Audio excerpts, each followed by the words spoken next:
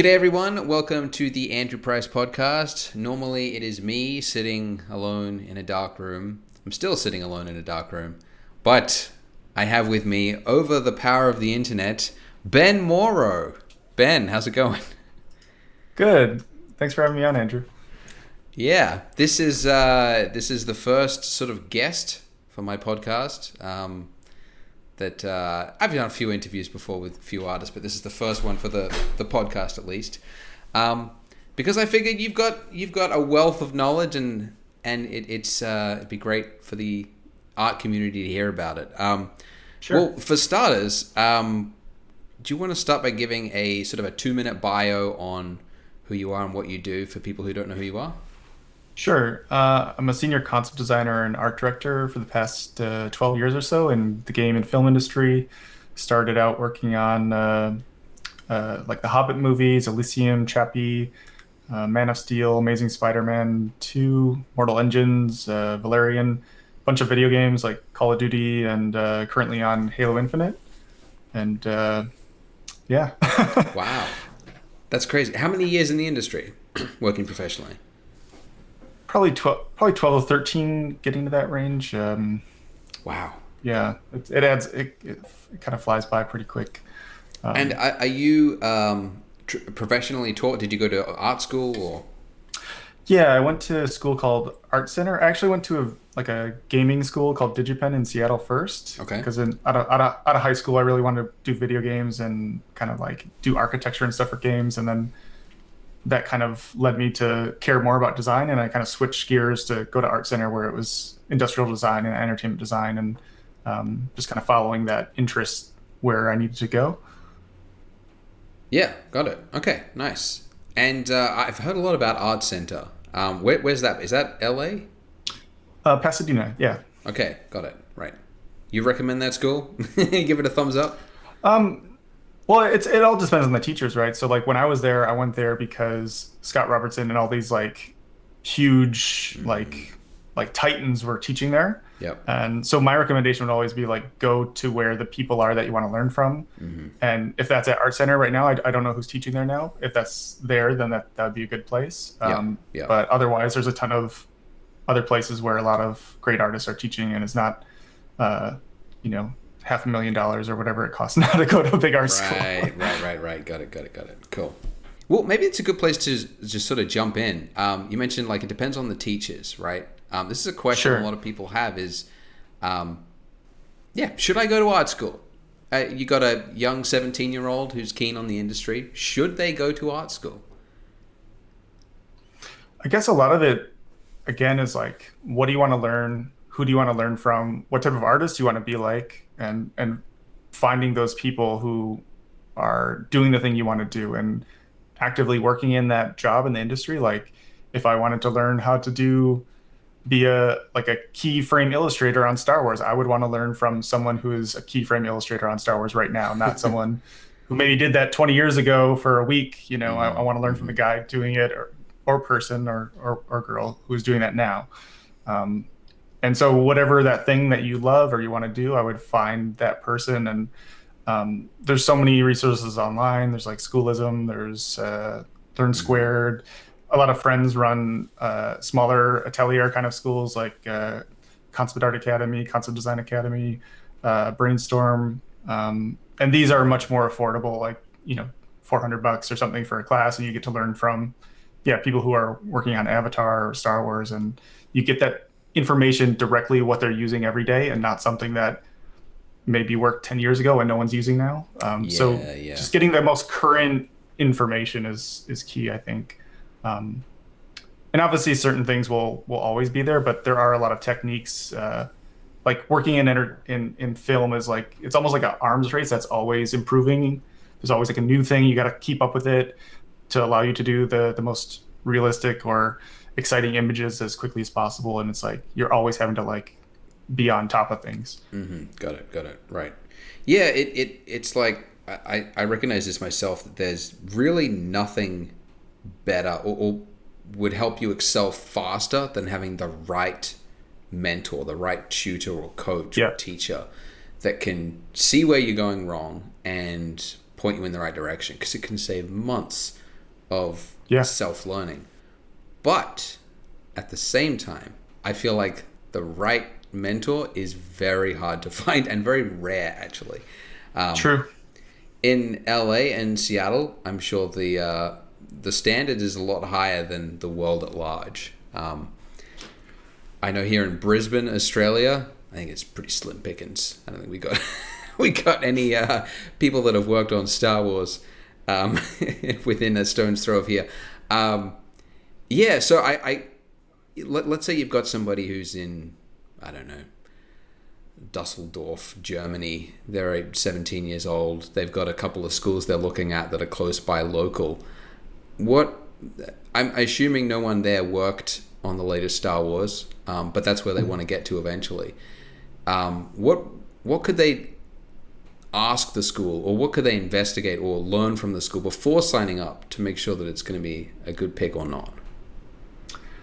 Well, I guess there's always like foundation things that you can kind of learn anywhere, and then it's like this more advanced. Because I mean, with the internet, it doesn't matter where you live now. It's like, oh, I can just sign up for a class with John Park or whoever, and I can just take that class. It's not like location isn't as big of a deal as it used to be. But yeah, if you want to do like foundational stuff, like there is a lot of stuff like basic graphic design things, like foundation of like flow, focus, rhythm, like all these kind of foundational design principles are really important to learn. And I feel like the longer I've been doing this, the more I keep going back to that, is like, oh man, that really is the most important thing that you can never kind of get enough of. Yeah. And a lot of that is like just, I mean, you kind of have to do all this on your own. I mean, a teacher can just say, here's what you need to learn. But at the end of the day, as an artist, we have to like just put in the time and solve those problems and learn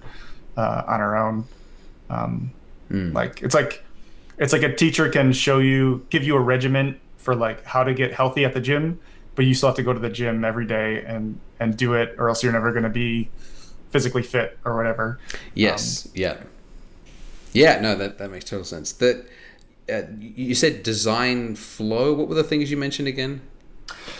Just like the basic principles of design, like the things you would learn in like design school, like the first day, and you're kind of like, oh yeah, whatever, just kind of like, there's like these 12 things that are really abstract, and you're like, that doesn't make any sense. And it's just like just all like black and white interplay of shapes, like all these like very like simple design principles that like you learn day one and you just kind of like forget about it. But now like all these years later, I kind of keep going back to it. I'm like, man, that it really is the most important stuff. But you just don't understand it in context, where it's like, okay, now I'm designing a spaceship, and once you start thinking about it, like something's not right, and then you start applying these like basic fundamental design principles, and you're like, oh, my balance or focus is off. There's just too many details equally spaced everywhere. I have to like focus certain elements in certain areas, so it's more of like a clustering design of details to allow this design to have a better balance overall visually. There's just so many things like that where we design something and we'll just get stuck, and you're like, something's not right and I don't know what it is. And it usually ends up being we messed up one of these very basic design principles, or just weren't paying attention to it. So like taking a step back and like kind of reanalyzing things from this very simple way is kind of, it never gets old. You can never get too much of that.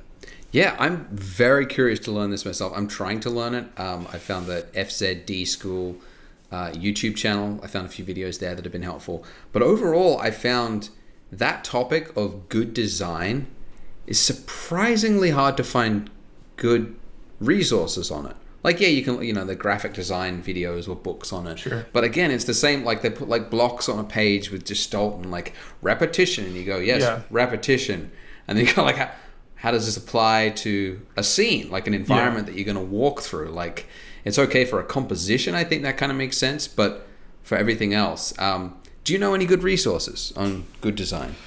I think a lot of it is, like I took a class with my coworker, David Heidhoff, and I made a little video for NVIDIA, like basic design principles or something for one of their YouTube channels. And a lot of it is helping to contextualize it a little bit more to what we do.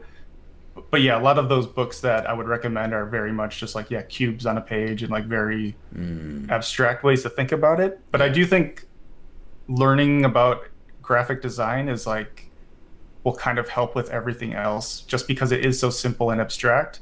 And once you understand those abstract principles with just simple shapes, I feel like you can easily apply it to everything else, like whether it's 3D or some complex machine or something, because I feel like all my friends who studied industry or graphic design, anything they touch just looks great because they understand these principles so strongly at that very basic level. Yeah. Yeah. And it just translates over to everything else. Yeah, I would definitely not ignore graphic design, even if you want to do something else. I Sure. feel like Sure. Yeah. those Yeah. principles are super important. Like, especially even like studying typography, right? Like that's all graphic design, getting that exact curve on the letter.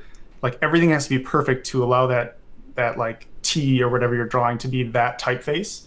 And that kind of burns into your mind like how important just these minute shapes and angles are. And then when you're designing a character, that's all the same stuff, right? Like what makes Aladdin versus this, and all these shapes are designed especially for the old 2D animated films, and all that becomes so important in character design, vehicle design, like anything. And again, it just goes back to all these basic principles of just like strong graphic shape design. So a lot of that I think is really, it's just really important, even though it seems like, oh, I want to do all this complex stuff in Blender or whatever, but it's just like this is kind of like the foundation of everything Yeah. that Yeah. kind of helps everything else. Got it. Yeah. Yeah. So maybe as an example, I'm trying to learn. Yeah, as I mentioned, good design at the moment, and the problem is that when you learn the lesson, you watch the video, you go, yes, I sort of get these concepts, and then when you apply it and you open up Blender, you crack it open, you start designing. Like I was designing this little shack, so I created these little buildings, and I tried to incorporate the lessons that I learned from the tutorial, but I'm now sitting in a vacuum by myself with no teacher over my shoulder saying that's good, that's Sure. bad. I ended up creating, I don't know, 10 of these little buildings, and at the end of it I went, is that good? Is it good? Did I follow the lesson well or not? Sure. Yeah, what, and I think this is something I'm always trying to, like, how can I build a feedback loop on this so that when I finish learning a lesson and then applying the lesson, I can know whether or not I hit the mark or not, as opposed to just spending months spiraling, you know. Sure. A lot of it has to do with context too, right? Like when I was in school, I would like pretend I was hired by a client or like make up fake brief and just say, okay, the brief is this.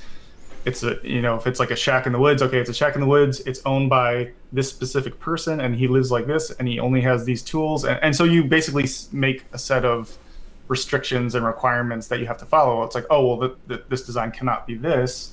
Otherwise, he doesn't have this tool or whatever. He doesn't have steel or he doesn't have whatever.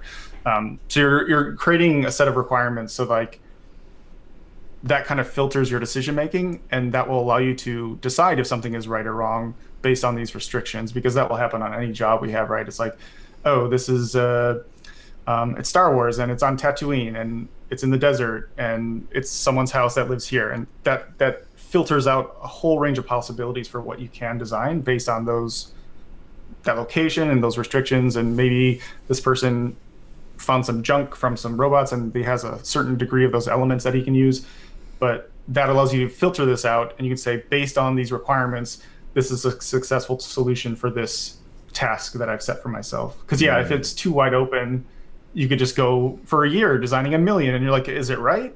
But you never set those goals for yourself, you know? So the story is, I didn't even incorporate that into any of my designs. That's equally as important as the visual aesthetic, I guess. Because I guess the story drives that. So without the story, it kind of feels bland. Or just like a context and set of restrictions for yourself. Because like every time we work for a client, there's always restrictions. The director has a story. He needs, you know, this wolf, the warg, and the hobbit, and this is exactly what it is. And you have certain degree of things you can explore, but you have to narrow it down to like a one thing that he wants. And you'll get some feedback back and forth, like, no, I want to be more like this or more like that. But there's a whole set of restrictions around and requirements for what you need to, the target you need to hit. And if you don't have a client, then it's making that target yourself. But if you don't have a target, there's no way to hit it, you know. Got it. And yeah, you'll just be going in circles forever because you never set a target for yourself. And it's like, well, if the target's this, then it's successful. If the target's that, then that one's successful. But you really have to like be your own client in a way. Yeah, yeah. Okay, no, that makes total sense actually. And on that note, I think Control Paint. Have you heard of that website by Matt Koa? I'm not sure. Yeah, I'm not sure. But yeah, he's got some of the best educational material, I think, for people who want to get started in 2D, especially digital painting and everything. But yeah, he's got a great series on composition and design fundamentals, which is pretty good. But yeah, he recently started one on sort of like real life practical concept design. I don't know what he called it, but it was a series, and there's like a design brief that is exactly like what you would get on the job, Sure. and then talks through it. So anyway, I'll put the link to that in the show notes if people want to watch that. But yeah, it's pretty cool. Okay, cool. Yeah, I guess like other thing I'm curious about is that for the longest time, for the last 10 years, the concept art and 3D art were separate. And now it seems like they are fusing. Is that your interpretation of it as well? Yeah, for sure. Like when I was in New Zealand at Weta, like, yeah, I was mainly 2D and maybe some ZBrush for creatures and stuff. But like I was saying, it's like an arms race, right? Like it's like someone does something and then it's like, oh, everyone's got to use Octane because it makes everything look so much better. And oh, everyone's got to use this program because everything looks better. It's like Moto for a while, and then it's like everyone's using Blender. It's like it's always leveling up. And if you don't do that, then you're kind of limiting what you can offer to clients, and then you're kind of behind the curve. And again, just a big arms race. But for me, I feel like I see that as a positive and not a negative, because learning all that stuff is really exciting to me. So like for the longest time, environments were kind of like my Achilles heel, or it was really difficult. But once I started getting into Blender, it's just like, oh my God, like this makes everything so much easier. Like environments are like the easiest thing for me now. It like completely flipped it just from technology, really? you know? Is that right? So it's like, oh, I have all these plugins for grass, and I have this and I have that. And now I know how to, like, I know what I want to make, but it was always like too many things to juggle. It's like, oh, I got Starlight System to make the lighting exactly what I want. And now instead of like the client asking for changes being like this huge day-long thing, it's like, oh, can you make it at nighttime? It's just like, oh, you just move a slider and it's nighttime now, you know? Yeah. Whereas before that would have been this huge thing, and you're like, oh my God, I got to repaint everything. It just helps and speeds things up so much, to me at least. I just see that as a really cool thing. So would you say most concept artists now are learning 3D? I would say so. Everyone I know is definitely knows 3D or Blender in some form for sure. Yeah. It's like nowadays when I go on ArtStation, I see like an amazing concept art piece. You just scroll down, look in the software, and it's Blender and Photoshop. And it seems to be, I don't know who got the memo out. Maybe it was Jama Jurabaev. Jama, it was Jama for me, for sure. Yeah, it might be. Yeah. But yeah, it's incredible to see. And it's great that, we're now getting to see so many like beautiful environments. And it solves so much. Like 3D software is so good at like all that like technical, like mechanical machinery, vehicle stuff. Like, I was reading that book by Scott Robertson, how to draw, that kind of thing. And following the exercises of like even a simple thing of like drawing a cylinder in perspective, like getting the circle, like you got to do all these lines and measurements. Yeah. And I eventually just went, oh no, I'm just going to open up Blender. I was like, done. So I could totally see why people are jumping on that. It seems to make things a lot easier. Yeah, it just helps a lot. But again, for me, it was helpful that I went through learning all that stuff from Scott, like the long form way. So it's like, it's not cheating, but it's just like, I already know how to do it manually, and this is just saving me time now. I always felt really strongly about that. Like I want to make sure I'm not skipping anything. And because I know some people who just like jump right into 3D and they never learn any of that stuff. And then, you can kind of see like, maybe you hit a roadblock. You're like, I feel like I don't know something, and maybe I got to go back and learn this stuff. And there's nothing wrong with that. Like, I still go back all the time. And like after working for 10 years, my friend David taught a class and was like, I feel like he knows way more about design than I do. And I feel like I need to learn something. You just kind of have to like, there's a lot of stuff I don't know. I've been working a long time, but there's a lot of stuff I don't know, and I want to learn it and take that class. And I don't think there's anything wrong with like, even if you've been working like 20 years, it's just like, we can't know everything. There's always something new to learn, Yeah. Tell me about that. Like because I recently, actually just yesterday posted my 2D learning process. Been trying to learn 2D for the last 2 years. I've been doing it sort of every day.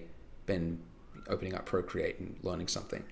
And a recurring theme through my journey over the last 2 years was watching a tutorial on, let's say, proportions or shading. Sure. And then going, okay, I know shading. Because I watch the video and then I apply it and I do the lessons and then I do it and then I go, that's great. And then a month or two passes and then I'll post something on Instagram and then the comments will say, shading's not that great. I think you're going to need to learn. Watch this video on shading. I'm like, I watched that exact video, that what you linked me to. I thought I already had this figured out. And then I go back and I do it again. And I did that for everything. Proportions, perspective. I feel like I learned something. I checked the box. I didn't. And have to go back and learn it again. Is this something every artist does? Or how can you avoid it? I don't know. For sure. Well, I just mean like back to like the gym thing. It's like if we come at it from that logic, it's like, okay, maybe when we're starting and we've never done anything, maybe we're all like, say, a little overweight or out of shape. Mm-hmm. And it's like watching one video and doing it once is like I went to the gym once. I'm healthy now, It's like this. It's like if you want to learn that thing, it's like I gotta do this. It's like a muscle. It's like you went to the gym and worked out that muscle one day, and you're like, yeah, I'm done. It's all done. I did it. I'm perfect. It's just like, no, you gotta do that over and over and over again until it's like you've done it so many times you don't even have to think about it. Right.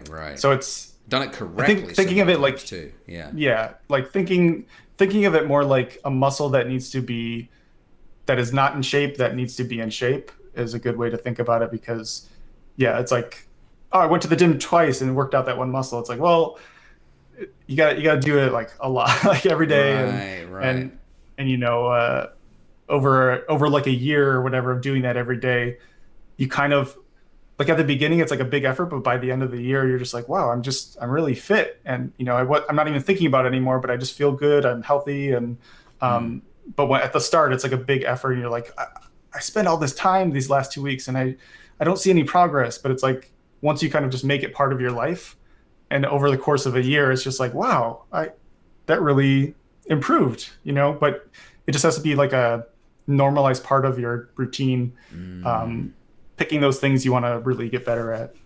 Right. I hadn't heard of that. Like going to the gym. That's a good way to think of it. You watch it once and you feel like I don't need to work out that muscle anymore.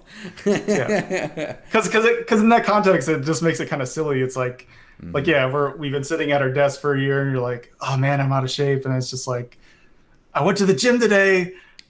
I'm done. It's like, it's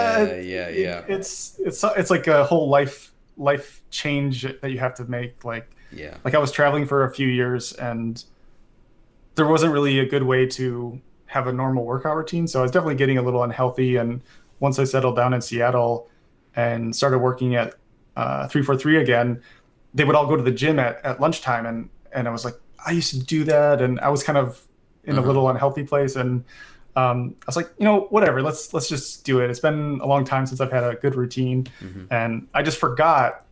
And that kind of coincided with when I was starting to learn Blender as well. So like that kind of mentality of just like doing this every day at lunch, while I'm going home, then I'm going home and learning all this new Blender stuff. And it was just like all these things kind of clicked again. It's like, oh yeah, I forgot. Like that's how you get better and learn, because I felt also mentally that it was getting some roadblocks artistically. Like I feel like I'm not growing. Like why am I not growing?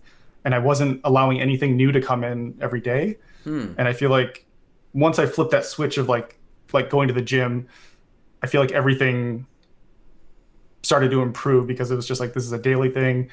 Even though it's like one little thing a day, over the course of a month, that's 30 things. Over the course of the year, it's like 300 new things I learned. And you just start thinking of it in this way. And um, it really just kind of was a transformative thing that I just forgot about. Yeah. Right. That's yeah. I'm curious then. What is your approach to, like, say you, I don't know, pick something you've just learned, and you watch the tutorial or you read the book or something.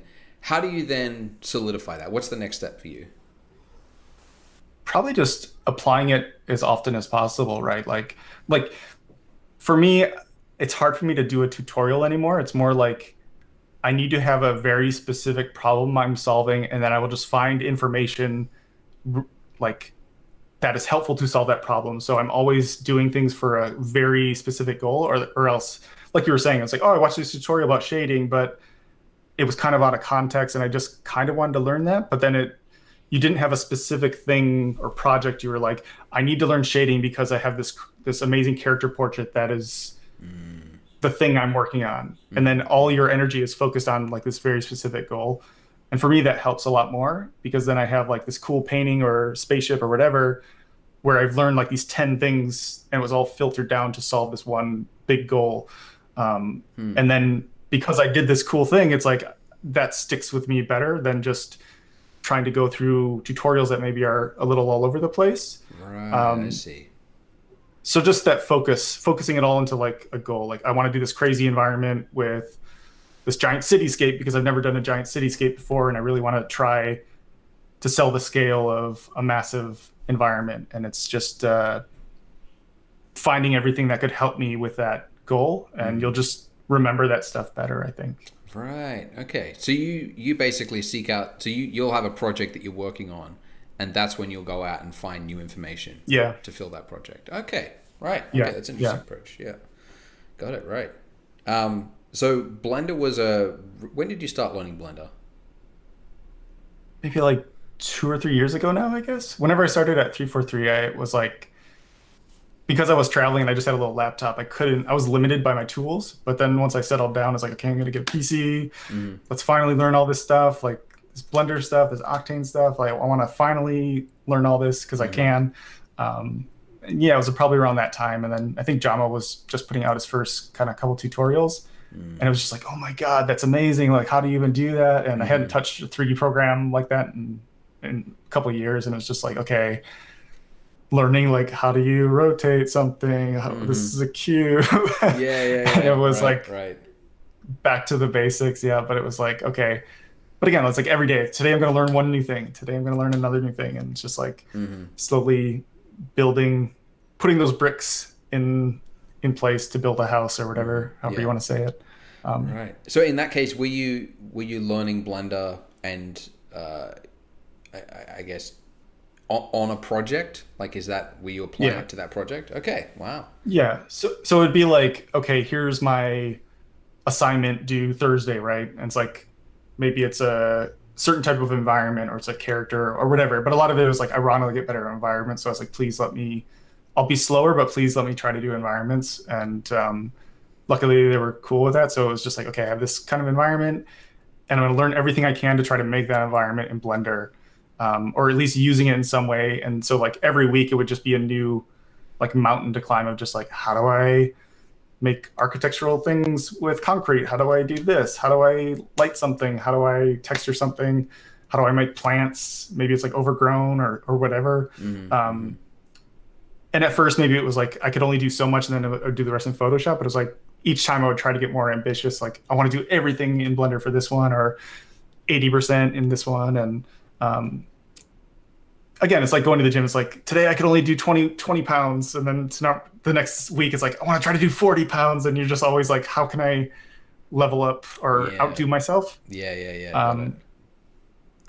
And yeah, kind of went from there. Yeah, at first it's just like, I can just make some cubes in Blender. But then after a while, I was like, wow, I have this whole crazy scene. And it's like, I don't even have to paint anything now. Like, that's cool. Right.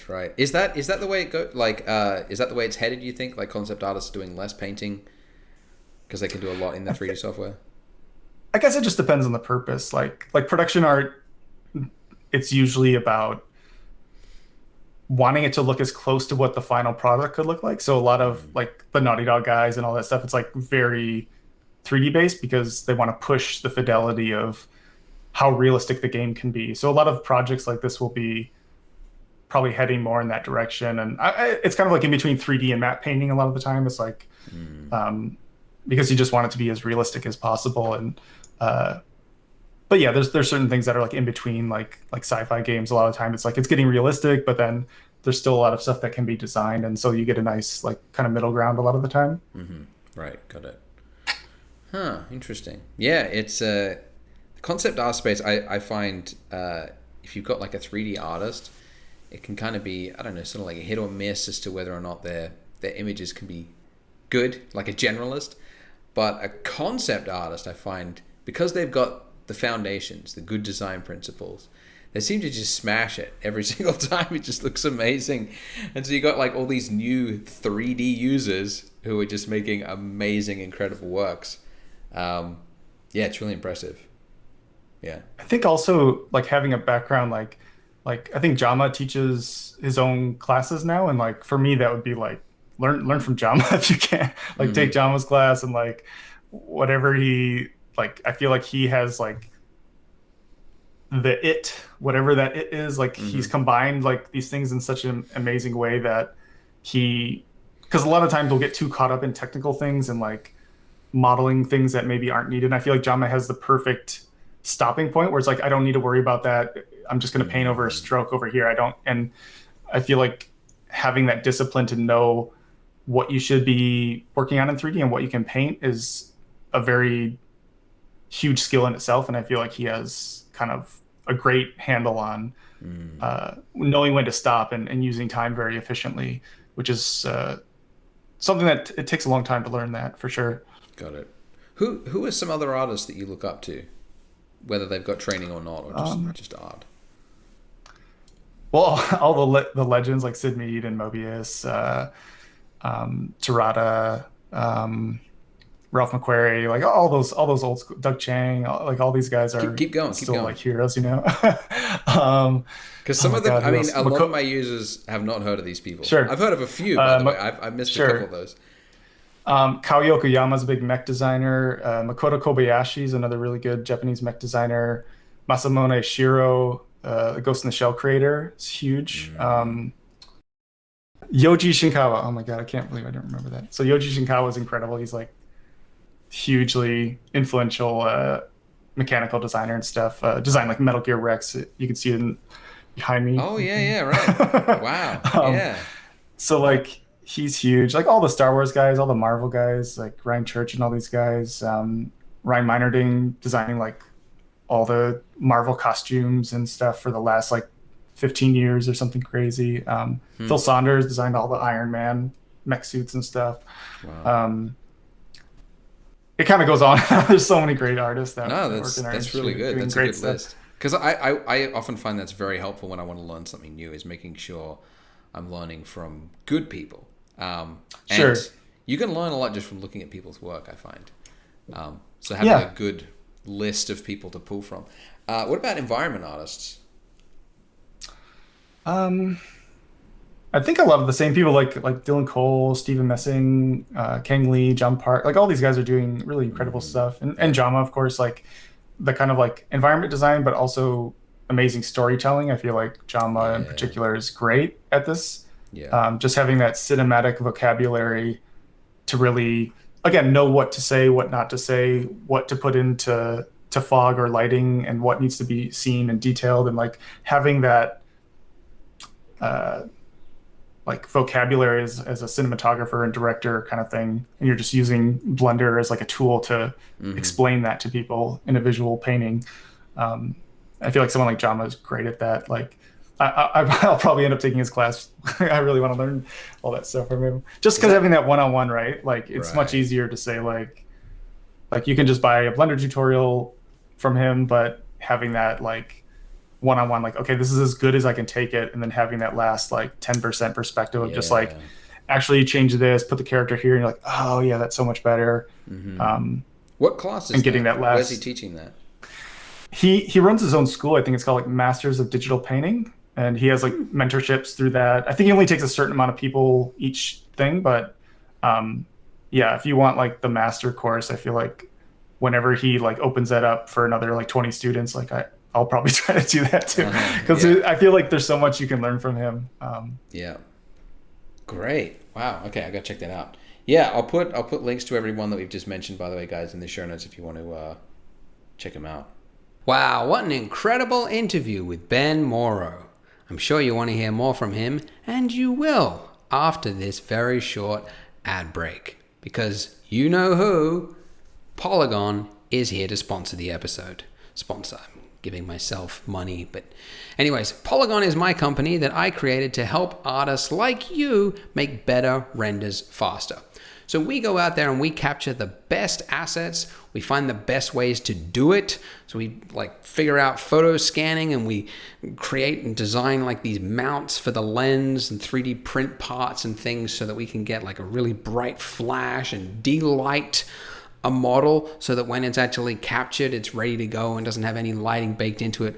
We design and innovate in these ways so that you get the best asset possible. So we do it across photo scanned assets as well as substance assets. So we've got a substance team that goes out and they find, well, they don't have to do much searching really, it's just the internet. They sit in a chair and then they look up what are the best assets. What assets do artists need? What concretes, what tile, what carpets, what fabrics, all of these things that you will need eventually in your 3D scenes. So yeah, it's all seamless. It is tileable. It is 100% sharp, and it is ready to go. So that is what we have at Polygon. We've also got HDRs. We've got some brushes, a bunch of stuff there that you get for your subscription. So you can subscribe at Polygon, POLIIGON.com. That's again, POLIIGON.com. Go to Polygon and subscribe and start making better renders today. And now back to the wonderful interview with Ben. Yeah, so you are quite experienced, obviously, a decade plus in the industry. And I wonder, because I mean, some of the stuff we've been talking about is probably not that useful necessarily to complete beginners.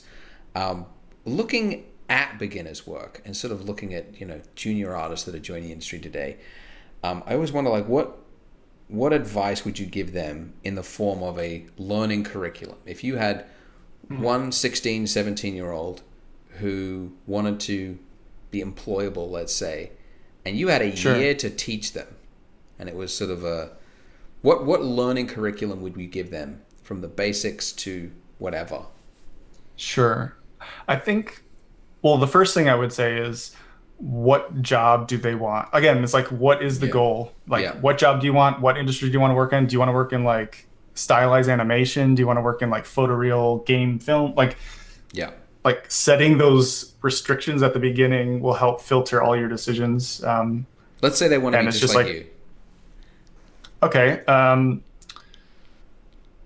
would pick a set of companies that you do want to work for. Like if you wanted to work on like Halo or Call of Duty, right? Like, okay, then I want to focus. And then within that restriction is like, do I want to do environments? Do I want to do weapons? Do I want to do mechanical things? There's a whole range of things to go and specialize within that. So if it's like, I just want to be the vehicle guy, right? I want to be the vehicle guy on sci-fi Halo kind of projects. It's like, okay, then start learning how to design vehicles, come up with a plan to have a portfolio of maybe like 3 or 4 different like vehicle types and different styles. If the game has like 3 factions or 4 factions, try to design a vehicle for each of those.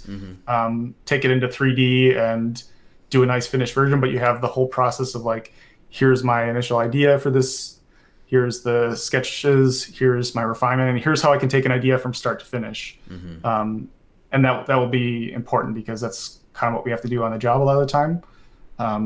Just showing that you can take an idea from nothing and turn it all the way into the final, and that's kind of the job. And showing that you can do it multiple times in completely different styles, and it fits whatever game you're trying to get a job on, I think will be pretty good and achievable in a year. And again, just like applying that to whatever, like I just want to be the weapon guy, or just want to be this guy, or if you have more time, do a couple things so you have more options where it's like, I can do vehicles and weapons, or I can do characters and vehicles, or however many of those things you can hit will Yeah. be good, because I think games in particular, you kind of have to bounce around a lot. Like at work, I do a bit of everything. So like one day I'll be doing vehicles, then I'll be doing environments, and then I'll be doing character stuff, and then something else, and then cinematic keyframes, and so like, but obviously that takes time, and that'll be something you'll grow into over the years. But getting your foot in the door, they'll probably want you to do like skins, like say you want to go work on Destiny, they got to keep this thing going, they got to keep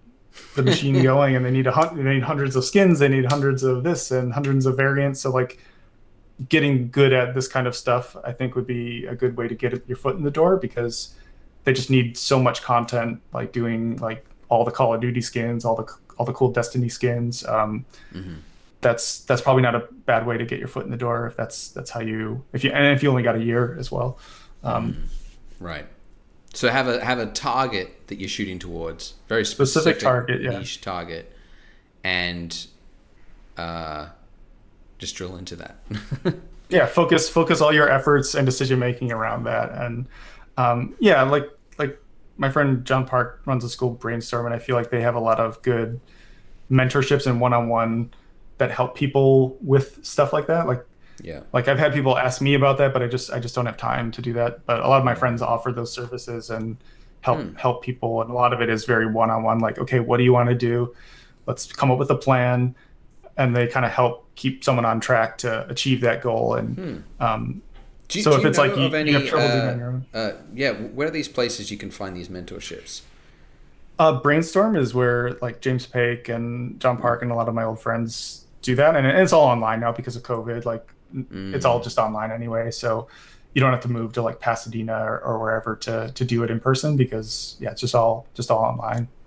Got it. Right. Okay. Great. You just like Google it. Just mentorship. Yeah. Brainstorm mentorships, Brainstorm school. Yeah. Okay. I feel like that's a pretty good one. Yeah. Yeah. Who do you think benefits the most from a mentorship? Like, is it suitable for a beginner? I think so. I mean, it's all like depends on what you want to learn, right? And then coming up with a plan around what that person wants to learn. If it's just like, I want to learn how to paint, okay, they can come up with a plan and help you learn how to become the best painter you can. And yeah, it just depends on what you want. Okay. Everyone's a different point in their art journey. Yeah. Got it. Okay. I'm curious, considering you started in the 2D area niche. No, niche? I don't know. What's it called? Category. 2D category, and now you've adopted the 3D. Yeah. Do you think 3D artists should learn 2D?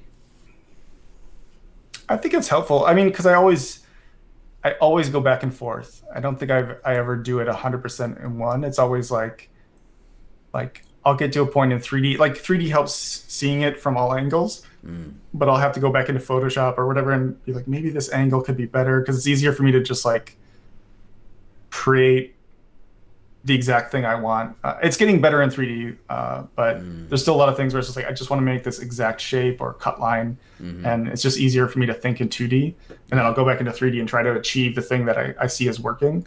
Yeah. So it's a back and forth process a lot of the time, still for me. Yeah, got it. Okay. Yeah.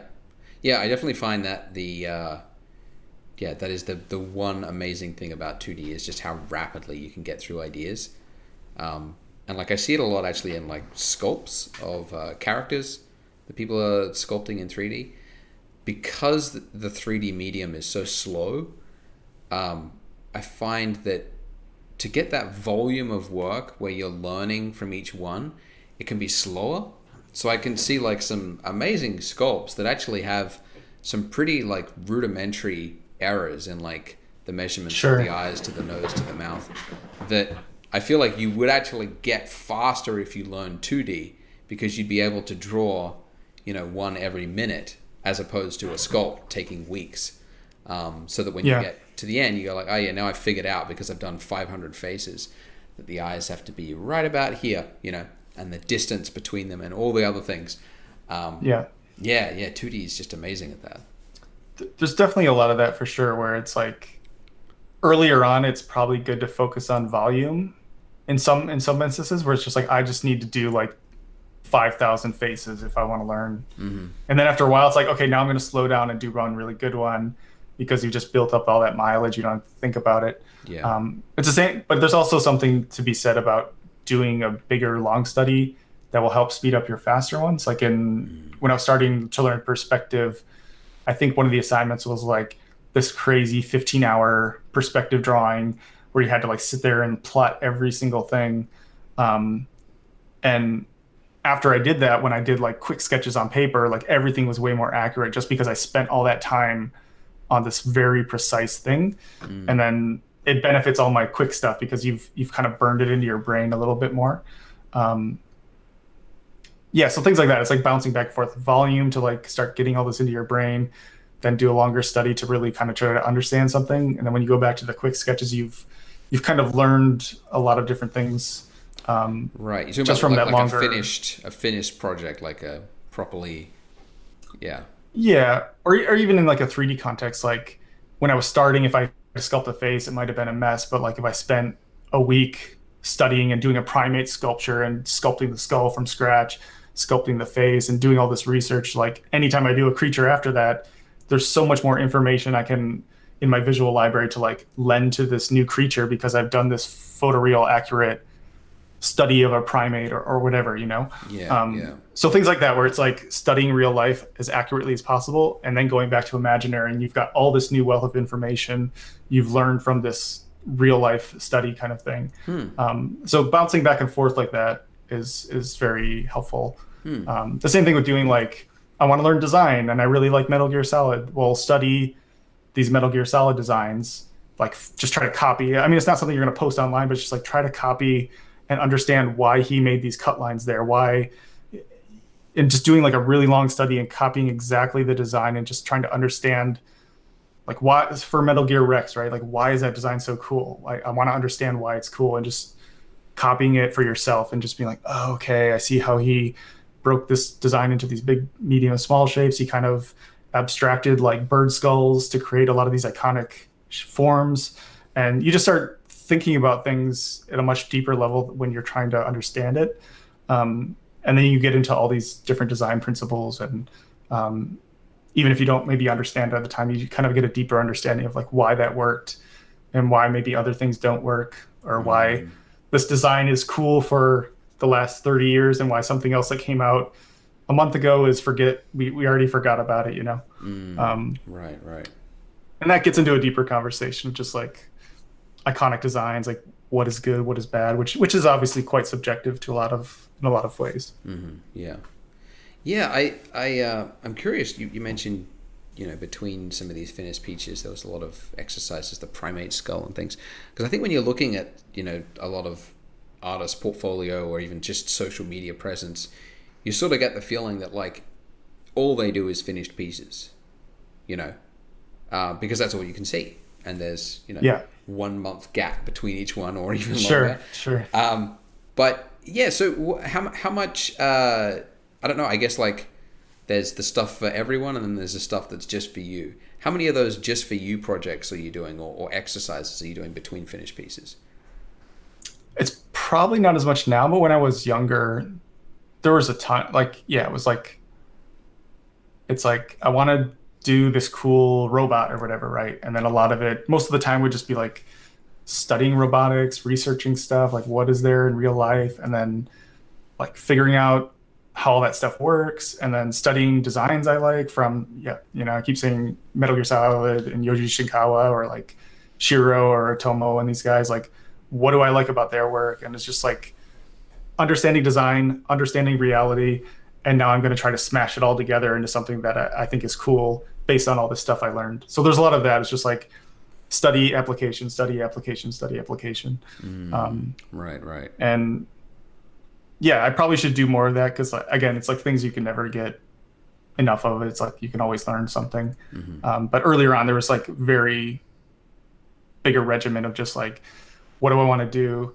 And then this huge period of like study and figuring things out and understanding designs I like and why I like them, and real life stuff, and just kind of starting to mix and merge all these things to understand it better. Right. And it's like the final design was almost like it's more of like here's like the record of what I learned. It's not, I wasn't thinking of it more as like, here's my art. It's just like, here's a record of all the stuff I learned, and I'm going to go to the next one. And I kind of tried to do that. Like, I want to learn organic mechanical designs from these great Japanese designers. I want to learn like industrial realistic design, like in Elysium, and I'll do that and learn that. And then it's like going through all these design styles to try to like burn it into my brain. Because there's all these different types of visual languages, and it can take forever to learn. But for me, it was just like trying to methodically go through, like, I want to understand that, I want to understand that, I want to understand that, and just like build my visual library that way. Yeah. And that was like how I structured and filtered information to just learn how all these different types of designs, all these different types of things that existed, as opposed to just like reading a book and looking at a picture. It's like trying to burn all that into my brain as much as possible. Yeah. That's something I learned recently is I signed up for Loish. You know Loish? Yeah, she's great. I signed up for her Patreon, and she's got a bunch of tutorials in there which are really helpful. But she had this one on like was it like, I don't know, just things to improve. And it was what you just described, of like focusing on one thing you want to improve and making that the goal of the project. And that might sound so basic, but I never really thought of it like that. I always thought of it like, I want to be able to draw cool characters, or I want to be able to draw nice portraits, whatever it is.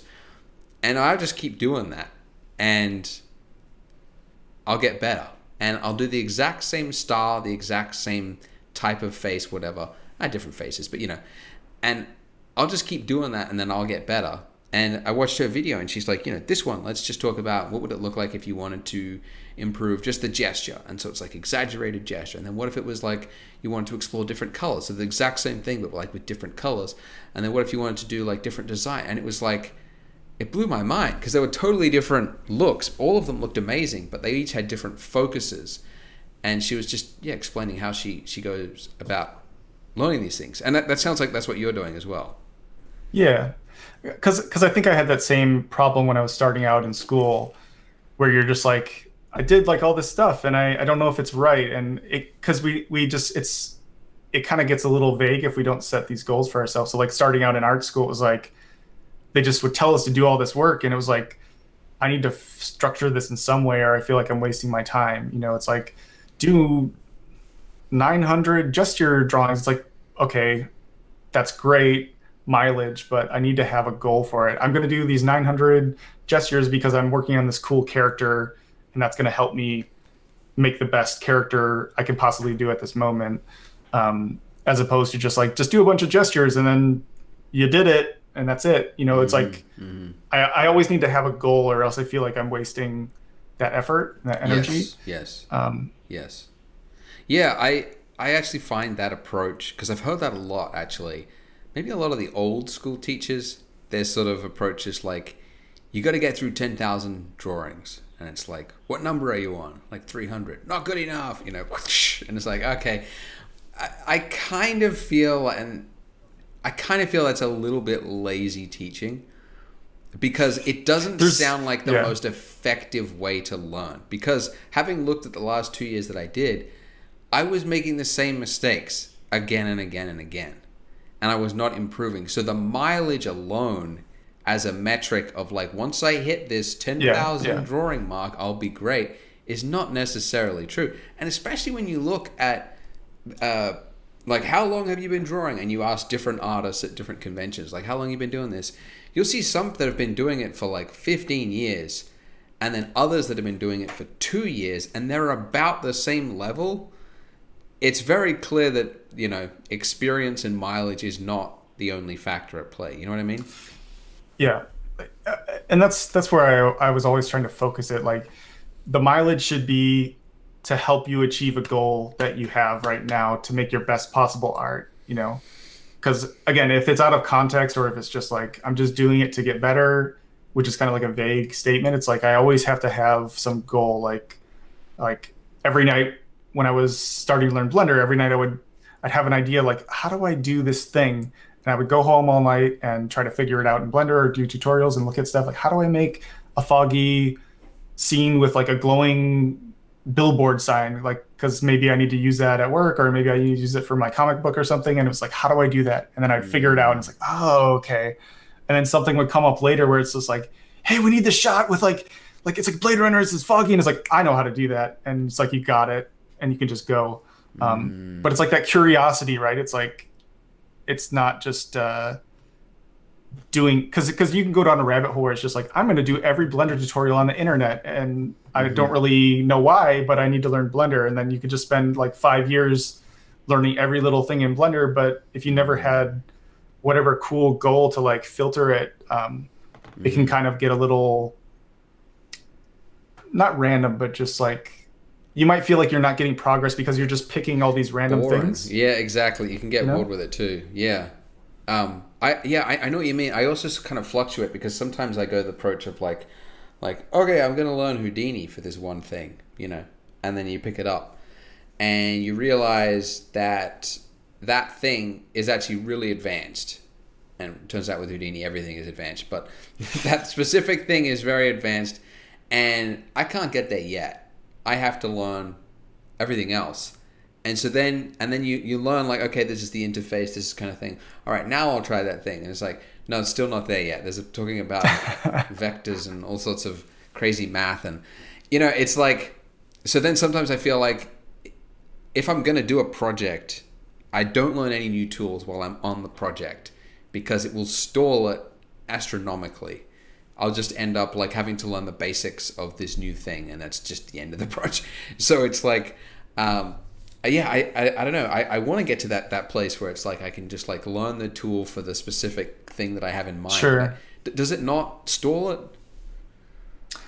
A little bit. Like when I did some stuff with Kitbash 3D guys for their like game day, and I was like, I really want to do something in Unreal, like because they were launching everything in Unreal, and I was like, I really want to try this out. And I knew a little bit of Unreal, but it's been a long time. But my goal was like, I want to build a city from my comic book with a couple of their kits in a desert. And it was like, all my effort was just focused on figuring that problem out. Yep. And obviously there's like a million things you could do in Unreal, but I was like, I'm just going to ignore all that. I just need to know how to like make a scene, import their kits, and start building, and maybe get some cool like sky cloud plugins that allow me to change the time of day in a beautiful way. And that's all I focused on. Right. And I just, after a couple of days, I kind of could get there pretty quick. But if I was like doing every Unreal tutorial, that's like 10 years that you could spend just like, how do I make the best cinematic, and just figure out the camera stuff could be like a month or something, just learning about the camera in Unreal. It's like,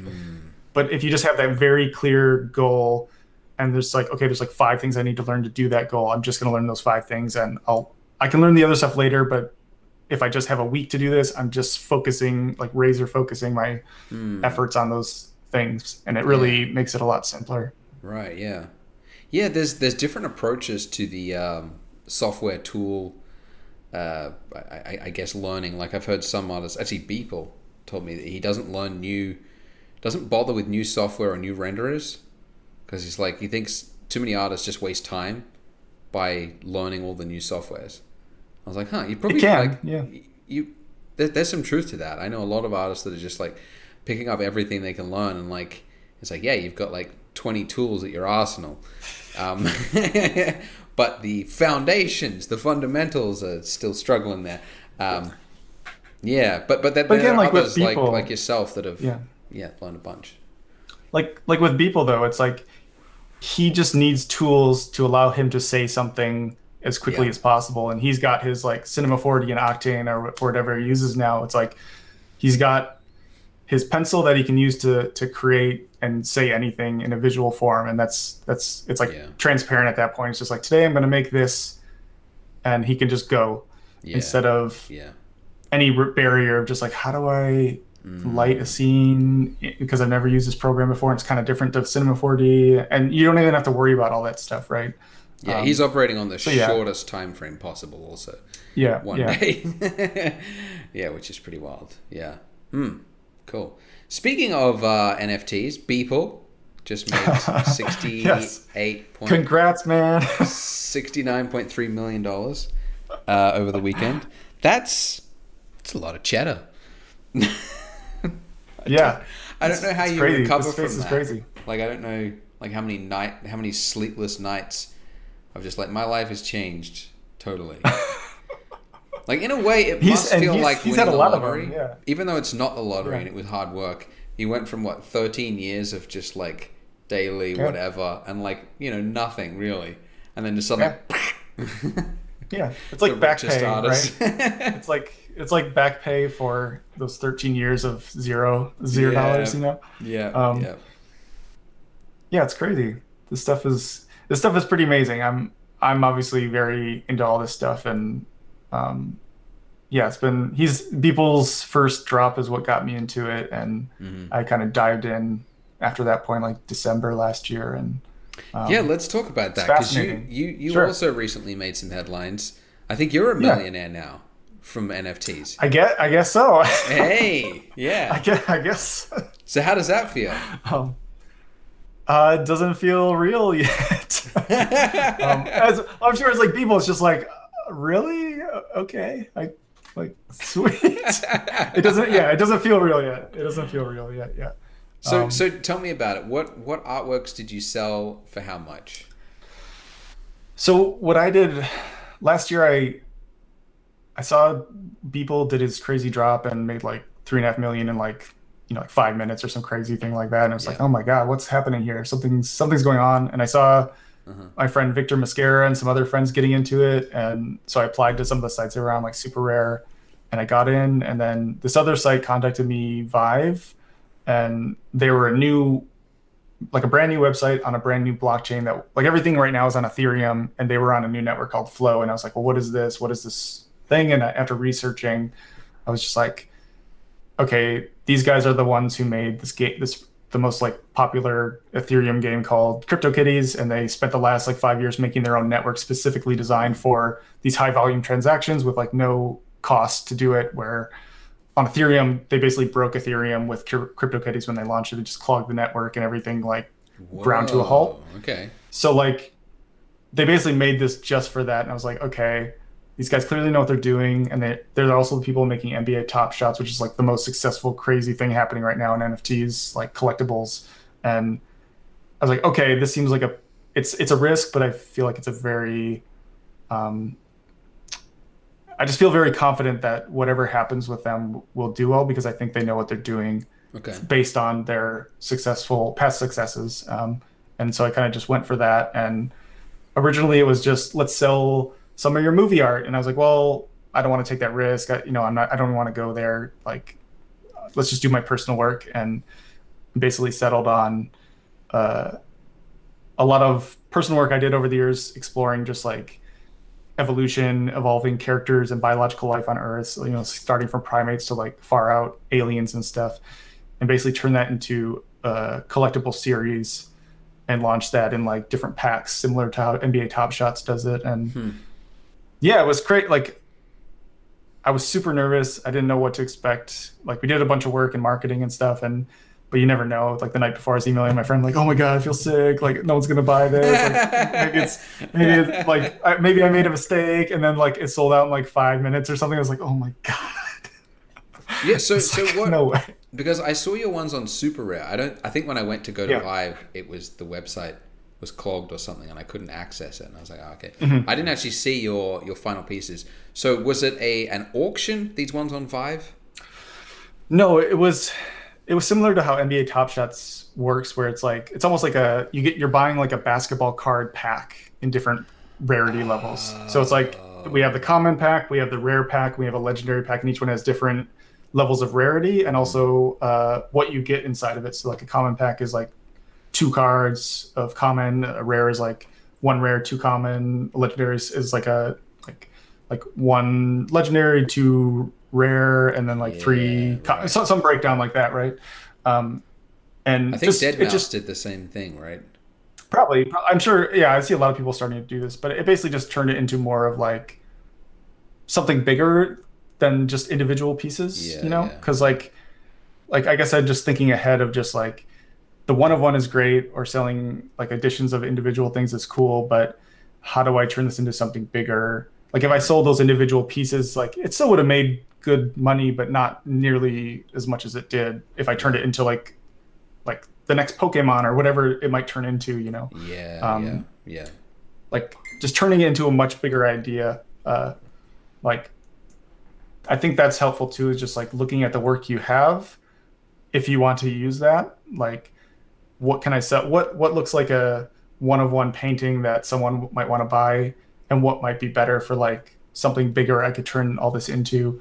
And yeah, just strategizing and like thinking about like bigger long-term plans and stuff is good, I think. Right. So you sold collectible item packs of like, what'd you get? 5 cards, and they're sort of random. You don't know what you get. Yeah, it's all like randomized. Pokemon. Yeah. Okay. Cool. Kind of like that. Yeah, and different rarity levels. Like, oh, that's just they made so many of that Pikachu, it's not very valuable. This shiny one, that's the good one. You know, it's got a little like this. Yeah. And how many? Or it's like you got that rare Jordan or whatever. What were the prices? For each pack, what were they? I think on this, because everything was in flow and the price was fluctuating quite a bit. And I think, but on the day of sale, I think the common was maybe 400, something like that. $400. And then the rare was like, I don't know. I'm not sure. I'd have to check because like it fluctuated so much. But I think the legendary was like 2,000, 2,500 for a legendary. Whoa. And then kind of in between those two is like 88 flow, 40 flow, and like 8 flow, something like that. You'd have to like check the price on the day kind of thing. I gotta tell you, that completely blew what I thought the prices were. I was thinking like a price of like basketball cards, like what, $10 or something? You must have sold like so it's okay. So $400 to 2,500 per pack of something like that. Yeah. How many cards? Common was like 2, and then legendary was like 5 cards. Whoa! And there's obviously a limited amount of packs sold. Yeah. And so like, but a lot of it too is just analyzing the market and seeing like say Nifty Gateway is like the biggest site right now and sells like the craziest amount of their stuff. And at the time, like their artist open editions were like increasingly going into crazy territory. Like one image with like 500 copies was going for like 3,500 to 7,000. So like the prices that were normally going for a one of one are now turning into like edition prices. And it was like, okay, well, if you're getting five individual pieces of art that could all be very valuable for like much less than that. Like that's still kind of undervalued a bit based on what's happening in the market. So for me, it was like, okay, it's like in between a basketball thing and in between like this artist edition thing. So we're kind of in the middle of these two extremes. It definitely is a cool idea. I didn't know that about Nifty Gateway, their open editions. And I mean, that's the other thing. Okay, so explain the terminology because I don't know enough about it. So you can sell one-offs, and what are those called? Yeah. I guess just like one of one or more like a traditional fine art thing. It's just like auctioning a painting. Yeah. Right. It's like there's only one in the world and it's usually goes for a lot more. Because there's only one of it, right?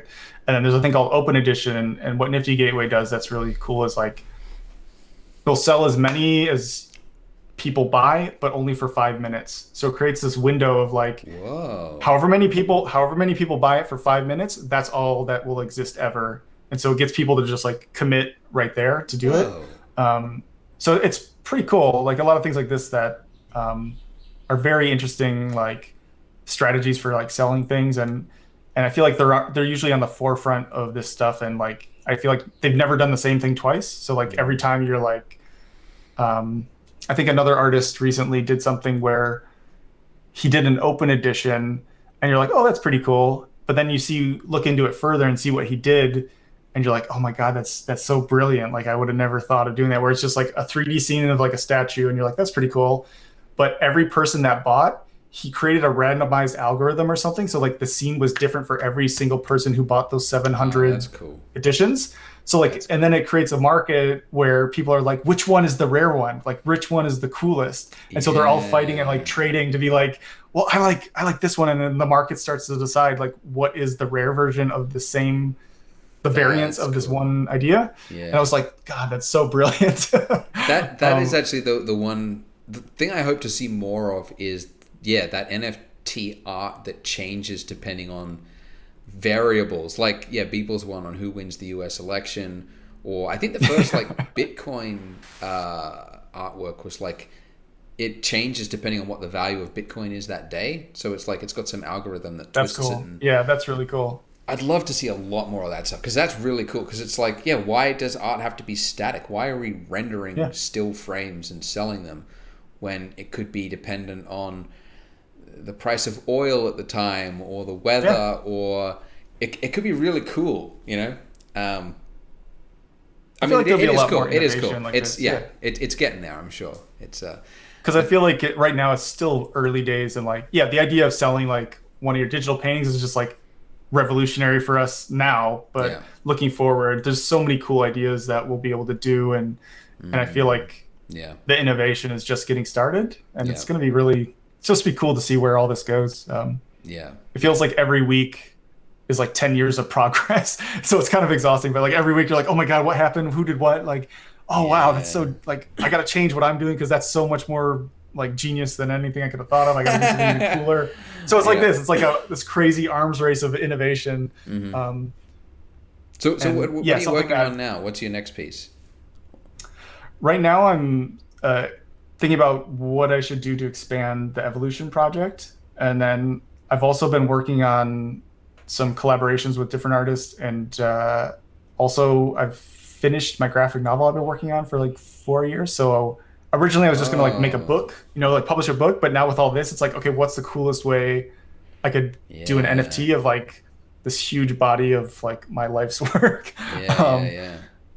So I'm kind of like figuring out the best way to organize that, and maybe figure out a way to do a graphic novel NFT, or maybe just a series of art from the book, but then you get the book when you buy part of this NFT drop or whatever. It just opens up so many new avenues to like fun things or seller thing. Like probably selling a couple NFTs of the comic would be way more than I would ever make from the publication of selling the book or something. So it's like, it almost like reverses the whole thing. Like, make all your money up front that typically you'd have to wait like 20 years to get selling a book or whatever. It's just kind of, it's like the Wild West right now. It's like everyone's just trying to figure it out, like, which is exciting, Before NFTs, there was already the well-known, I don't know, rebuttal, hatred, where artists selling out, There was this feeling that, when an artist does something for a corporation or does something to line their pockets, that they are sort of anti-artist. And I've noticed a really strong pushback from people on social media of just the whole NFT space in general. And I'm sure you've seen it as well. I mean, for one, there's the ecological disaster, that kind of thing, which you've avoided by using this different space. That's cool. Sure, yeah. But there's also this idea of like, artists have just become, money hungry. It's not about the art anymore. It's like, how can I milk this and get the most out of it? What's your thoughts on that? Yeah, I'm sure there's always people like that whenever, like, there was people like that in the last 10 years in our industry before this happened. Like, there's always going to be people like that, right? But what's cool about this to me is that it does bring the focus back on the art, and the people who do love making art can finally make a living with that. Whereas before, the industry we worked in kind of viewed all the stuff we did as worthless, right? Like, oh, give me 20 of these by lunchtime because they're worthless. It's just an idea for the client to decide. But now, and because of that, I know so many like talented friends who are just like, man, it's really hard to like someone wants to start a family or do something else. So like, maybe I gotta become a businessman. Maybe I gotta make my own like online platform and move as far away from art as they had to make that kind of living to support their family or whatever they wanted to do.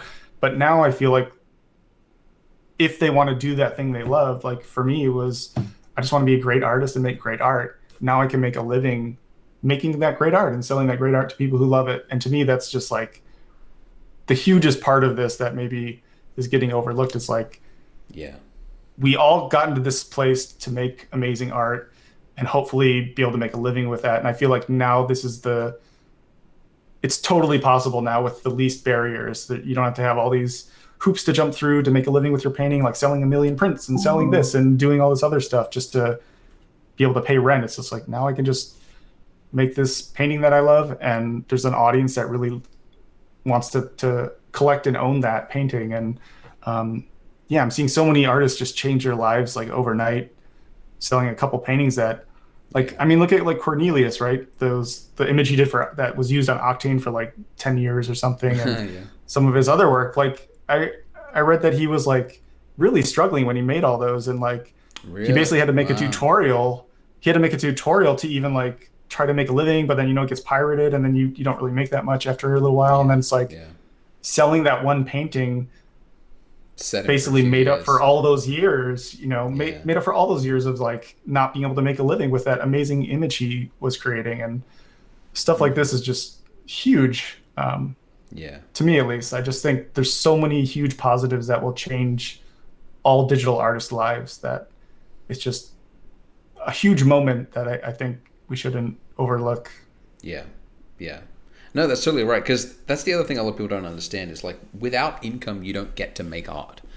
Yeah. You have to pay the rent. If you can't sell your art, if you can't find somebody, a studio who's willing to hire you, we are not able to make income. We have to spend 8 hours a day doing something else, washing cars, breaking brick, what I used to do, right? And it's when you actually are able to pay your bills that you can actually sit down and create more art. So that's a big part of this. Like, yes, there's the news stories of, whoa, $69 million. That's a lot of money. That's going to set many people for life, and this is one person. So that's insane. But yeah, as you said, there's a lot of people that are just selling, a few prints that are making $1,000 here and there, and that's going to set them for the next few months. Yeah, I think it's also a very, as you said, it's such a new space that I think people are skeptical. I mean, there's people that are talking about it like, oh, it's a multi-level marketing scheme. I'm like, no, it's not. You don't know what that means.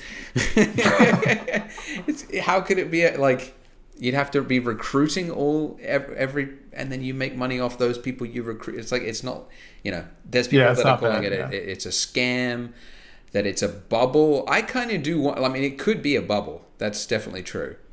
It could all just go kaput. People could go, well, there's really, people are getting, like, I don't know if there was like a news story that came out about how it's all work, like the .com bubble. At the time, they didn't know it was a bubble. It seemed like this was it.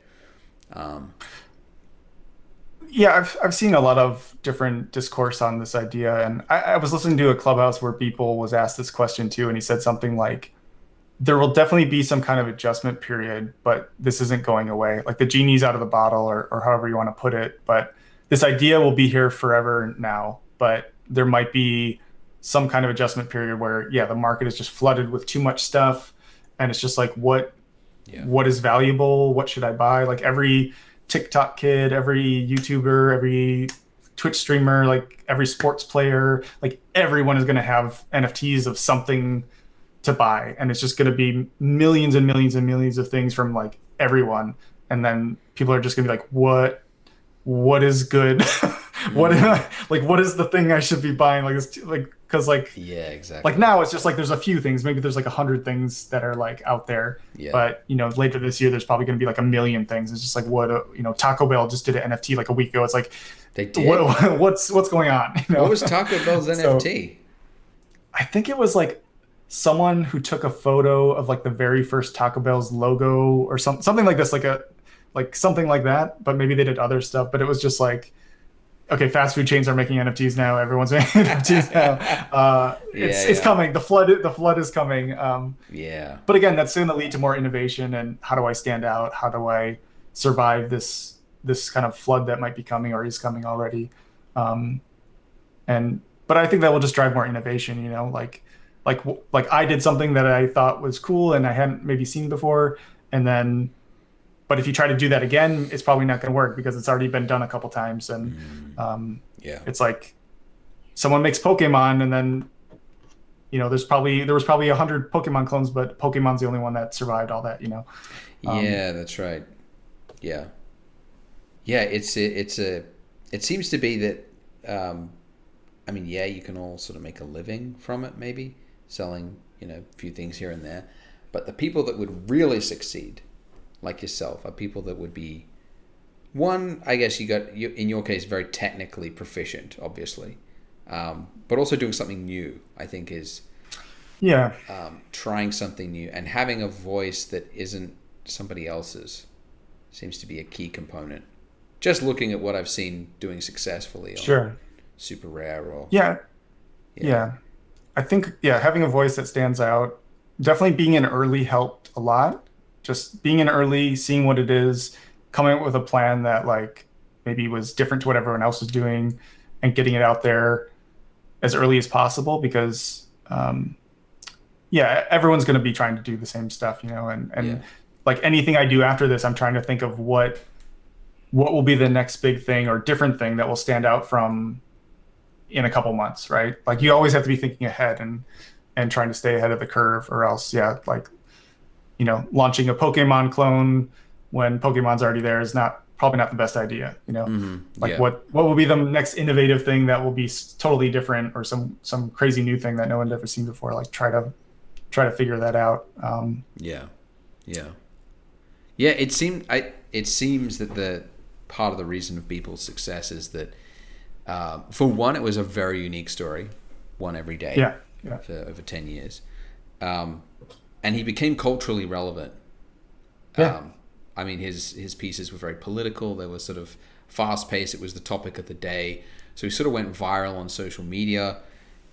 His work got featured on Joe Rogan at some point. Yeah. Yeah. And so it sort of became like, oh, he's just sort of this name, and then the NFTs just on top of it. So he's sort of, yeah, he's now in that category of, the greats of, high-priced arts, is that it's something that is culturally relevant to the day and something that people want to be a part of, that sort of drove the success. So very hard to replicate. Seems easy, but very hard to replicate. Yeah. That's also part of it too, is like people feel like, I've heard some people say this before, like collectors, where they're just like, it feels like you can own a part of this big story that happened. Like I was there when this moment for people happened, and I own a card of that, and I feel like I'm part of this amazing thing that happened in this person's life and a big moment in art history. And it's like, I own a part of that. And it's, yeah, there's a bit of that. That's pretty cool. Yeah. For the collectors and stuff. Definitely. What do you think it is that, because you see a lot of art that is not selling. What do you think the difference between the ones that sell and the ones that don't are? I think a lot of this space is very fine art, right? There's a very like fine art gallery mentality to it. So a lot of it has to do with like, when did this artist start? Like some of the artists who, when I started, I'm like, how, like this painting is going for like $50,000 or some crazy amount of money. Like, how is that possible? But he was in that space for like 2 years, right?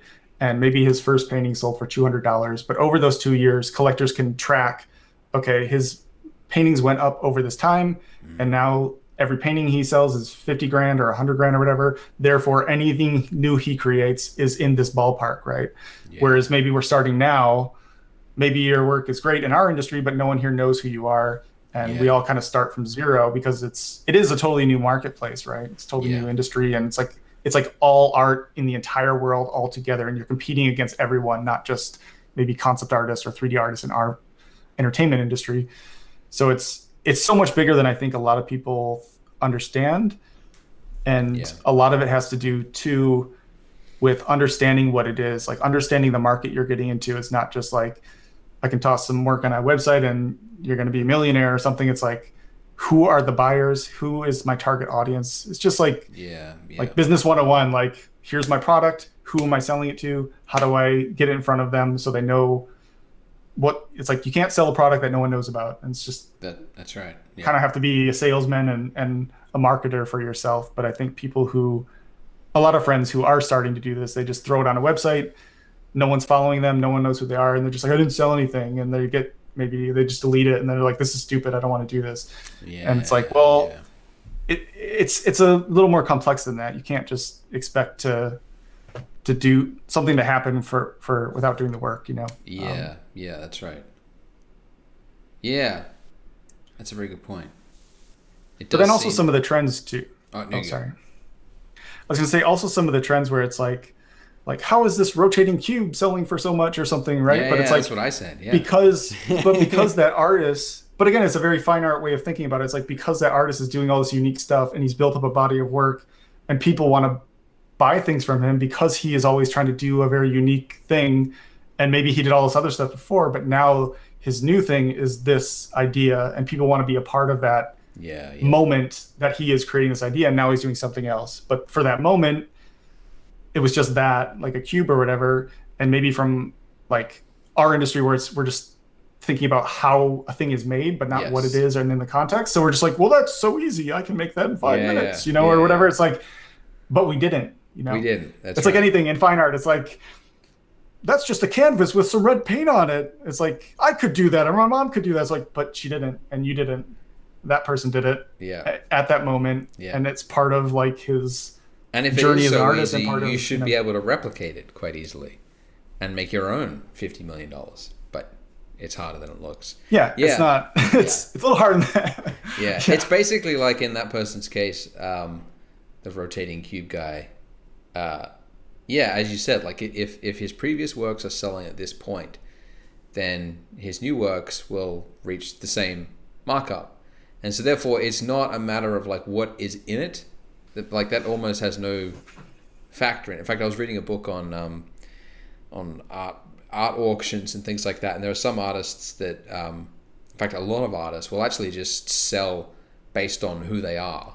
So they'll have a client, and the dealer would just say, like, I've got a new piece by so and so, and the person will just say, yeah, I'll buy it. Do you want to see it? Nah, just buy it.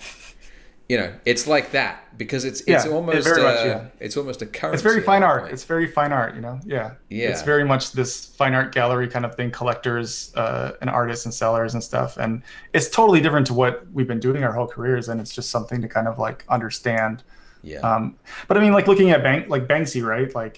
Like people have no idea if he did it or not, and they're just like cutting out brick walls that have this thing on it and selling it at auction. Like, I think this is a Banksy, and people are spending like $100 million on this like brick wall they've chopped out of a building so they can own a Banksy. It's just like, it's very much like this. It's like, I think this is like a good representation of his anti-establishment years. 100 million. It's like, it's this kind of thing.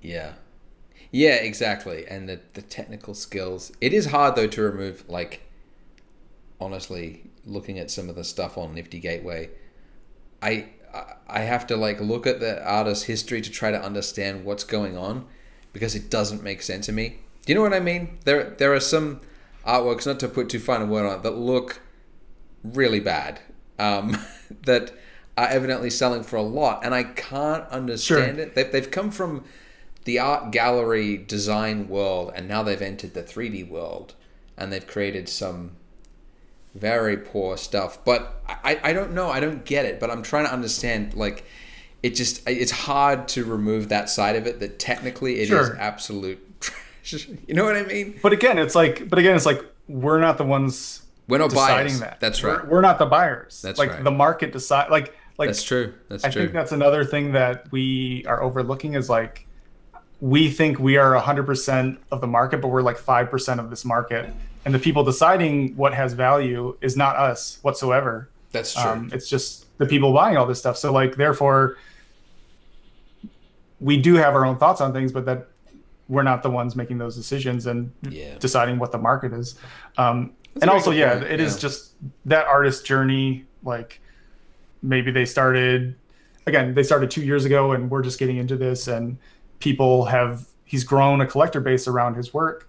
And a lot of these kids are really young. Like, I've seen some 16-year-olds, 18-year-olds like making crazy money in this space just because they're like in high school and like, hey, this is cool. I want to try making art for this space. And they just got in early and built up strong collector base around their work. And they're like millionaires and they're in high school or something. It's crazy, man. Like that would have like been amazing if I was that guy. Yeah, that's if I was like a little kid, you know, like if I was a little kid, like just starting out and I was like a millionaire at 16, like that's incredible. Like there's going to be so many artists growing up that are just like have their life completely open ahead of them.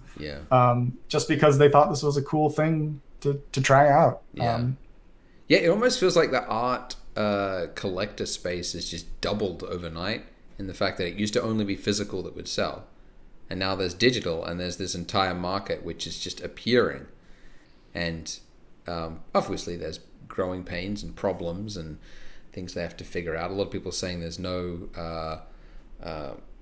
authenticity. People are selling bootleg, pretending to be an artist and selling pieces. Yeah, I've seen some of that, yeah. But again, because of the blockchain, it can all trace back to like, oh, it didn't come from Andrew's wallet, so therefore it's a counterfeit and it's not real. So that's what's cool about the blockchain stuff is just like, you can easily just check where did this come from. Oh, it's not from the artist. Okay, it has no value. But I think a lot of these ideas, like, it's blowing up now because a lot of these ideas have been floating around for years. But so I don't think it's a new idea, but people are just like, okay, we accept that this is a thing now. Like, we've been buying skins in Fortnite and Call of Duty for years, buying digital assets and items that have value to us. That's right. But now it's just everything, right? Now that same idea is for a painting or for any, like, a decent piece of digital land in Decentraland or one of these online metaverse spaces where it's like people are making millions of dollars buying virtual land and then building virtual apartments where people can put their virtual galleries. Like, this is like already happening, like metaverse stuff, like Ready Player One is happening. I know, it's starting exactly. right now. It does feel a little bit like an extension of social media. Like when you look at Lindsay Lohan's got an NFT, Logan Paul, Soulja Boy. It's like it's people with large followings. It's like they just want to own a piece of that person's legacy in a way. Yeah. And so I could almost see a point where much like everyone has a social media account, everyone's got an NFT account. And yeah, it will for sure. There's this website that I remember when I was a teenager, and it was called The 61, and it was a music discovery website.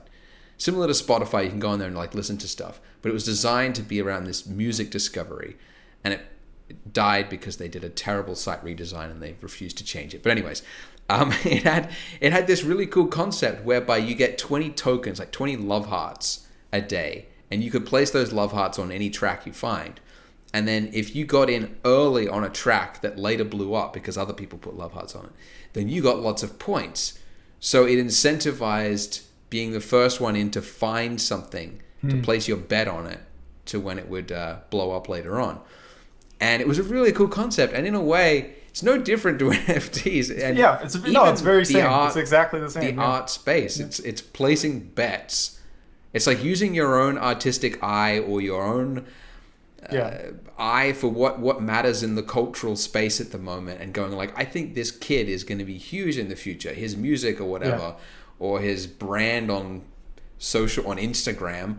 I'm going to buy his NFT of a sneaker or whatever it is, so that in the future it blows up. It's the exact same thing, I feel. Yeah, very much so. And obviously some of it, like in the fine art world, like some of it is based on like that person's amazing, and some of it is a bit like hype kind of thing. Like what was that Banksy movie, like Exit Through the Gift Shop or something, where they like Banksy and like a couple other artists tried to make like some random person like famous, like a famous fine art gallery artist, and they did, by the end they did in the movie. Yeah. So I'm sure there's a degree of that here as well, where it's like, again, it's just a lot of fine art things all mixing together here, and it's not specifically one thing happening. But I think long term, what people should look at it as is like the people collecting this stuff now. Like I see comments like, oh, I can just download the JPEG or these kind of things. But it's like people are starting to collect and own bits of the metaverse. So when the metaverse happens, these collectors will just be like, have all of the coolest thing ever and be like the biggest people in this metaverse. And getting in early now you'll be like the bajillionaires in the metaverse with all these things you've collected now. I feel like people are just looking at it too like close-mindedly of like what the exact physical thing happening in the same way you're like the technical thing of how a thing was made. Is just like you got to look at the bigger picture, man. Like this is a big thing that's going to be happening over the next like 5-10 years, and all these people now are like early investors to be the big people in the metaverse whenever that switch or thing happens. Yeah.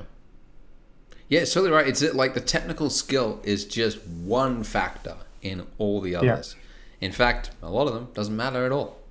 But you could say the same thing too, right? It's just like, well, it's just some paint and a cat. It's only like $2 of paint, and it's just a couple brushes. Like that's not. Why should I pay $69 million? It's just $10 of material. It's like that's not. It's about the art, man. It's not. It's nothing to do with like the actual physical or technique. It's just like, what is the thing? Who is the artist? What is the context? And all that stuff matters a lot for sure. Definitely. So there's a lot of young people that are watching this space right now, and they're seeing, the millions that could be made, and this basically entire industry or avenue that 3D artists or artists in general have never had before. And they're wanting to know, how can I succeed in this? So they're young. What advice would you give to them? I think developing, this is going to sound like, this is all like kind of fine art illustration stuff, but like developing a strong voice in your work and a strong direction, and making a series around this idea or theme or voice that you have. Because like that's another thing. I see a lot of people from my industry, and there's so many different things in our industry where it's just like everyone's got to have that cool Blade Runner painting or whatever. Everyone's got to have this, but it's just like production art all looks the same. It's a bit soulless, and you kind of can't tell who did it. And I see a lot of these paintings not really selling because it's like, why do I want a painting? From a collector standpoint, I could see, well, who did this? Like anyone could have done this. Like I want the painting that is so unique to that artist that I feel like I own something special, and not, okay, there's like 900 Blade Runner paintings. Like why should I pay any money for that? Yeah. So a lot of it is that the same way for like, if you're starting out as like a 3D artist, like what unique thing can I do with my skills that speaks to my voice and shares my unique perspective? And I know this sounds very fine art kind of stuff, but like that's what people want to buy. Because I think these kind of like photoreal production art stuff is not going to have as big of a market as people might think. And it's going to be more about like, what are you creating that is uniquely you? And what, like, that's why I want to come to you to buy it, because I could just get that from anywhere or whatever. Yeah. That's good advice. Unique voice, unique art, unique perspective, and making a series or whatever around this idea that you think is you and unique to you, and then putting that out there and saying, here's these 5 pieces, and then I'm going to do something else or whatever. But these are kind of like big artist things like this. It's not easy, I know, but these are things to think about for sure. What advice would you have for finding your voice? I think a lot of that goes back to like what we were talking about earlier, where it's like, what do I like? Like, what do I think is cool? Like, I like all these like Japanese designers, and a lot of my time was spent studying them. Like, why do I like that? Like, what parts do I like? What parts do I don't like? I'll take the things I like, leave out the things I don't, and then I grow my voice and grow my visual vocabulary. And as I create more, I learn to refine that even more and more and more over time. And it's definitely not something that just happens in a second. But yeah, it's just trying to think about who you are, what you like, what you don't like, and allowing that to start guiding the voice and the things you want to create. I do see some people like completely changing everything about themselves and only doing like catering directly to the market, which may be a good or bad thing. I don't know. But for me, I kind of just wanted to see if the work I had and the work I liked making could find a place, and I think it has. But there was definitely a moment where like I had 4 paintings for sale or 5, and maybe like 1 sold, and I was like, okay, maybe I should just do things similar to what everyone else is doing, because clearly no one wants to buy my work. Maybe I screwed up. And then eventually the audience did find me, and my work sold out. But it was like, there's definitely that doubt, that self-doubt of just like, maybe what I have isn't valuable, and maybe this was a mistake. But a lot of it's just like a patience timing thing. Yeah. Well, that's great advice. Great place to end it. Where can people find you? Where can people find your NFT art? Where can people find you on social media? A super rare and the website Vive, and I've got a Discord started for the Evolution series that we're probably going to open up pretty soon for anyone that's collecting the work and stuff. And my Instagram, I probably don't know the name of all these. We can just link it. Yeah. Okay. Instagram, Twitter, super rare, Vive, and those are probably the big ones. Yeah. Great. All right, we'll put all those links in the description. Thanks, Ben. Any final words? Get out there and create. Nice. make your best work. Have fun and make art, and have a great year of art making. Awesome. Thanks, Ben. Yeah. Thanks, Andrew.